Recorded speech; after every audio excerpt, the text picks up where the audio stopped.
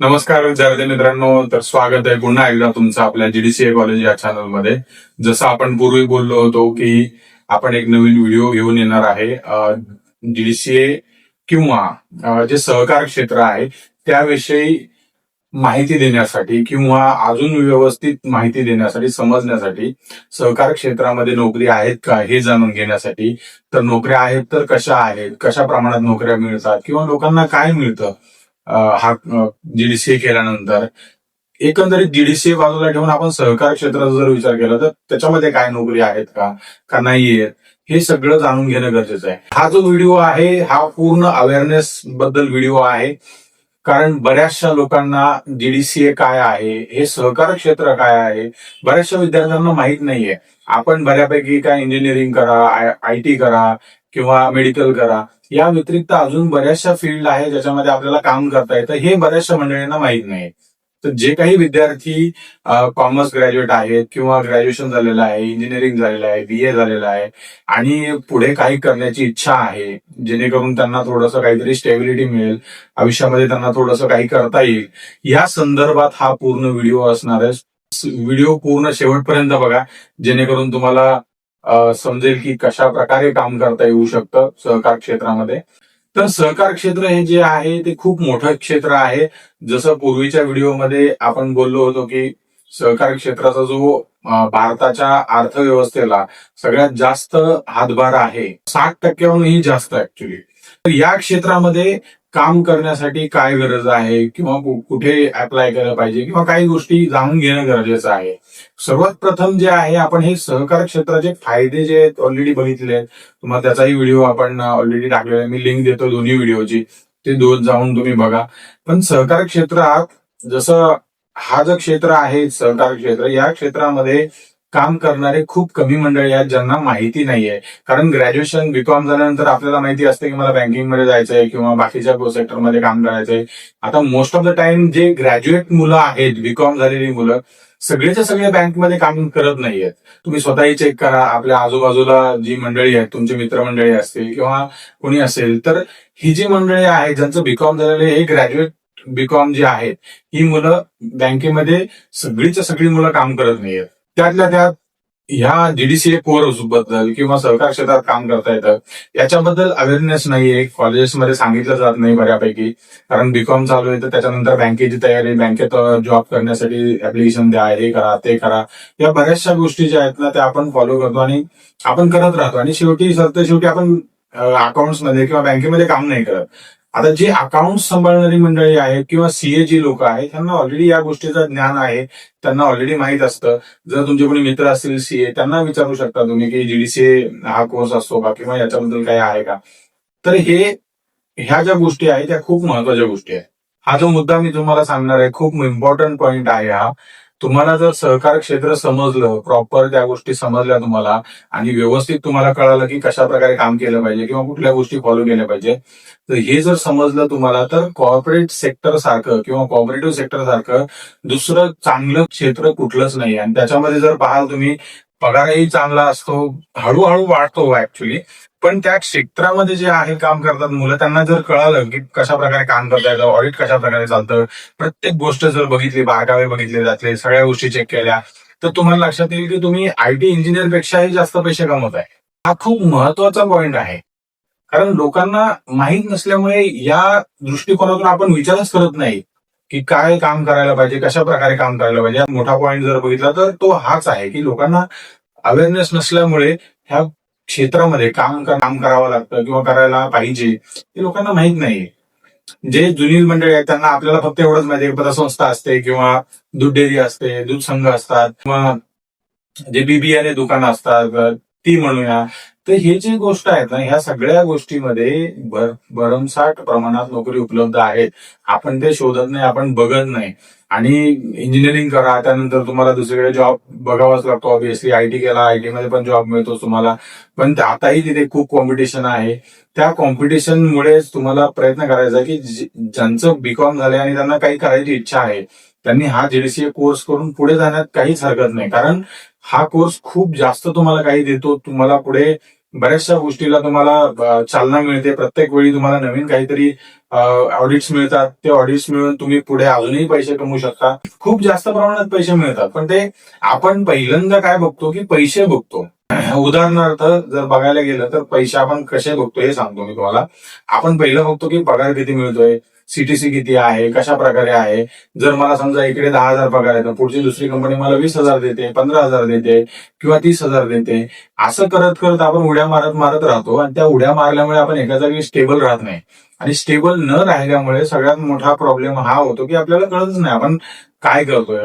पहिला तुम्ही बँकेचा जॉब केलेला असतो, नंतर तुम्ही मार्केटिंग करता किंवा मार्केटिंग केलेली असते, नंतर तुम्ही ऑपरेशन करता, नंतर तुम्ही बँकेत काम करता. हे नंतर तुम्ही काही मुलं अशा असतात की बॅकएंड मध्ये काम करत असतात, त्यांना ते सोपं वाटतं. हा जो झाला तुमचा कम्फर्ट झोन, मग तिथून बाहेरच येऊ वाटत नाही काही लोकांना. जे जे मंडळी जे ग्रॅज्युएट मंडळी आहेत, बीकॉम झालेली आहे किंवा त्यांना जॉब नाही, त्यांच्यासाठी खूप खरंच चांगल्या प्रकारे काम आहे. या क्षेत्रामध्ये खूप चांगल्या प्रकारे काम करता येतं तुम्हाला. तुम्ही ऑडिट शिकलात, जर प्रॉपरली ऑडिट शिकलात कशा प्रकारे करायला पाहिजे, तर हा जो कोर्स करून तुम्ही ऑडिटरही बनू शकता. त्यामुळे खूप चांगल्या संधी आहेत. मी आता बोलत होतो तुम्हाला की पैसे आपण बघतो की पगार किती मिळतोय काय वगैरे, त्याच्या हिशोबाने आपण जर बघितलं तर आपण फक्त आकडेवारी बघतो. मला 1,00,000 पगार आहे, 60,000 पगार मिळतोय महिन्याला. अहो पण जर प्रॉपर प्लॅन केला, प्रॉपर व्यवस्थित ते शिकलं, तुम्ही ऑडिट जर शिकलं तर तुम्हाला ते 1,00,000 रुपये सुद्धा खूप कमी वाटतील. त्याच्यापेक्षा जास्त पैसे मिळतात तुम्हाला. कारण हे क्षेत्र तेवढं मोठं आहे. त्यामुळे आपण सुरुवातीलाच तुम्हाला 1,00,000 रुपये कोणी देणार नाही किंवा 2,00,000 रुपये कोणी लगेच देणार नाही. तुम्हाला स्वतः अनुभव घ्यावा लागेल अगोदर. अनुभव नसल्यामुळे काय होतं की आपण लगेच आता एक हे थोडंसं कट डाऊन करतो, हे कंटिन्यू करूया आपण. तुम्हाला एक उदाहरण देतो की जी आत्ताची मुलं आहेत, जी फ्रेश ग्रॅज्युएट मुलं आहेत, त्यांना काय वाटतं की लगेच मला जॉब मिळाला पाहिजे, लगेच मला 70-80,000 रुपये पगाराचा जॉब मिळाला पाहिजे, 1,00,000 रुपयाचा जॉब मिळाला पाहिजे. असं होत नाही. काही वेळेत होऊ शकतं, पण सगळ्याच मुलांना मिळतो असं नाही ना. जर समजा फॉर एक्झाम्पल एखादा टॉपर असेल, टॉपर नाही म्हणता येणार, पण एखादा हुशार मुलगा असेल, त्याला सुद्धा या प्रमाणात जॉब नाही मिळत या प्रकारचा 1,00,000 रुपये महिना. तुमच्याकडे स्किल असणं गरजेचं आहे. शेवटी तुमच्या स्किलचे पैसे असतात ते. तुम्ही कशा प्रकारे काम करता, कशा प्रकारे त्या गोष्टी बघता. तर प्रत्येक विद्यार्थ्याला जर एक आपण गृहीत धरूया, एखादा थोडक्यात कसं की जर एका क्लासमध्ये किंवा एका कॉलेजमध्ये बीकॉमचं आपण उदाहरण घेऊया. एका कॉलेजमध्ये बीकॉमचे 200 विद्यार्थी आहेत. तर ह्या 200च्या 200 विद्यार्थ्यांना जॉब मिळत नाही. त्यातले आपण असं सर्रास पकडूया की जरी सर्रास 200 मुलांना जॉब मिळाला, एक्झाम्पल एका कॉलेजमध्ये, तर त्या सगळ्याच्या सगळ्या मुलांना जॉब देण्यासाठी पहिल्या वॅकन्सी ज्या आहेत, म्हणजे पहिली जी मुलं काम करतात किंवा पहिली जी लोक एम्प्लॉय आहेत बँकेमध्ये काम करणारी, तर ते सगळ्यांना काढावं लागेल किंवा त्यांना रिटायर करावं लागेल. रिटायर तर एवढ्या लवकर होत नाहीत बऱ्याचशा प्रमाणात लोक. जरी रिटायर 200 लोक एका वेळी रिटायर नाही होऊ शकणार. प्रत्येक वर्षी 200 लोक जर प्लेस झाली तर अशा प्रकारे काम होत नसतं. ते त्याच्यासाठी तुम्हाला काहीतरी तुमच्याकडे एक्स्ट्रा काहीतरी पाहिजे, तुमच्याकडे एक्स्ट्रा नॉलेज पाहिजे, एक्स्ट्रा काहीतरी पाहिजे तुमच्याकडे त्याच्या व्यतिरिक्त. सो त्याच्यामुळे खूप फोकस करणं गरजेचं आहे. तुम्ही थोडासा विचार करा या गोष्टीवरती आणि व्यवस्थित जर प्लॅन केलं, ह्याचं प्लॅनिंग कसं करायला पाहिजे, कुठल्या गोष्टी करायला पाहिजे, याचं डिटेल मार्गदर्शन आपण करतो. तुम्हाला जर तुम्ही पुण्यात असाल, आसपास कुठे ऑफिसला येऊन भेटा. आपल्या ऑफिसचा पत्ताही देतोय मी डिस्क्रिप्शन मध्ये, तिथे येऊन भेटा किंवा कॉल करा, त्याच्यावरती लोकेशन पाठवलं जाईल.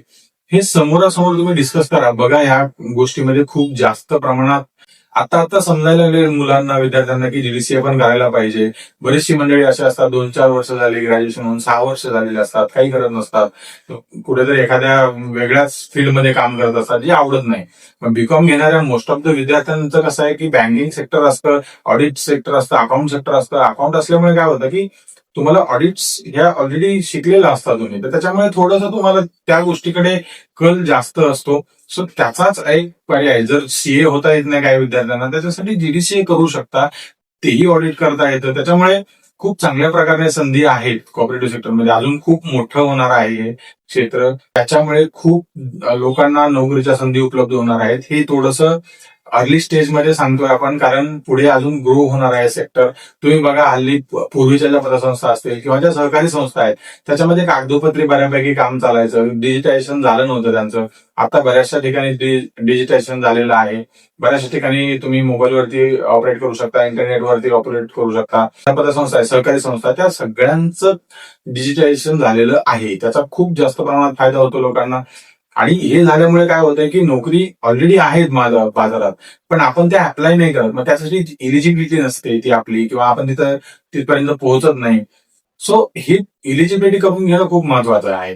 तर जीडीसीए जे आहे ही ती गोष्ट तुम्हाला देते. जीडीसीए हा तुमचा एक रोड आहे. त्या रोडवरती तुम्ही चाललात व्यवस्थित तर 100% तुम्ही तुमच्या डेस्टिनेशनला पोहोचाल. जर तुम्हाला याच्याविषयी अधिक माहिती हवी असेल, अजून तुम्हाला डिटेल एक्सप्लेनेशन हवं असेल, तर एकदा येऊन भेटा. कशा प्रकारे प्लॅन करता येईल, मला कसा रोडमॅप घेऊन जाता येईल, किंवा मला कसं व्यवस्थित त्या ट्रॅकवरती जाता येईल, हे तुम्हाला प्रॉपर गायडन्स दिलं जाईल. या तुम्ही ऑफिसला, पण प्रॉपर समजून घ्या व्यवस्थित गोष्ट कशी आहे, कशा प्रकारे आहे. एकदा समोर या, भेटा तुम्ही, तुम्हाला सगळ्या गोष्टी समजून सांगितल्या जातील. आणि बाकी बऱ्याचशे गोष्टी आहेत ज्या तुम्हाला समजणं पण गरजेचं आहे. त्याही तुम्हाला तुमच्याकडनं घेऊन तुमच्या एरिया ऑफ इंटरेस्ट काय आहे त्याच्याबद्दल आपण डिस्कस करून आपण पुढे त्याबद्दल अधिक मार्गदर्शन करूया, जेणेकरून तुम्हाला पुढे कुठे जॉब करायचा असेल, काही करायचं असेल, त्याबद्दलही तुम्हाला मार्गदर्शन मिळेल. व्हिडिओ आवडला असेल तर लाईक करा, शेअर करा, सबस्क्राईब करा आपल्या चॅनलला, बेल आयकन पण दाबा, जेणेकरून तुम्हाला नोटिफिकेशन येतील की आपला पुढील व्हिडिओ आलेला आहे म्हणून. तर तुम्ही प्रत्येक व्हिडिओ बघा व्यवस्थित. तुम्हाला कुठे वाटत असेल की याच्यामध्ये शंका येते मला, ही क्वेरी आहे, तर त्या प्रत्येक क्वेरीचं समाधान केलं जाईल. आणि कॉन्टॅक्ट करा आम्हाला, मी खाली संपर्क क्रमांक देतोय, तिथे तुम्ही कॉल करा. आपण चर्चा करूया, व्यवस्थित प्रॉपर बोलूया. आणि तुमचे काही सजेशन असतील किंवा तुमच्या काही क्वेरी असतील त्या तुम्ही कमेंट बॉक्समध्ये जरी लिहिल्या तरी चालेल, पण बेटर आहे तुम्ही कॉल करा, जेणेकरून मला ते प्रॉपर आम्हाला सांगता येईल. आमची टीम आहे, टीम आमची कनेक्ट करेल तुम्हाला प्रॉपरली, काय गोष्टी गरजेच्या काय नाही. तर प्रॉपर आपण त्याच्यावरती चर्चा करूया. अशाच माहितीपूर्ण व्हिडिओसाठी जीडीसीए कॉलेजच्या चॅनलला सबस्क्राईब करा. तुम्हाला नवनवीन अपडेट येत राहतील. गव्हर्नमेंटच्या एक्झाम्स बद्दलही आपण पुढे डिस्कस करूया. त्यानंतर बँकिंग सेक्टरमध्येही आपण काय करू शकतो तेही डिस्कस करूया. एसबीआयच्या एक्झाम्स कशा असतात तेही आपण डिस्कस करूया. प्रॉपर गोष्टीचं मार्गदर्शन दिलं जाईल. तुम्ही पण एकदा कॉल करा, व्यवस्थित विचारा, मी डिटेल्स देतोय तसेही. तर भेटूया पुढील व्हिडिओमध्ये अधिक माहितीसह वेगळ्या टॉपिकवरती चर्चा करूया. तोपर्यंत नमस्कार.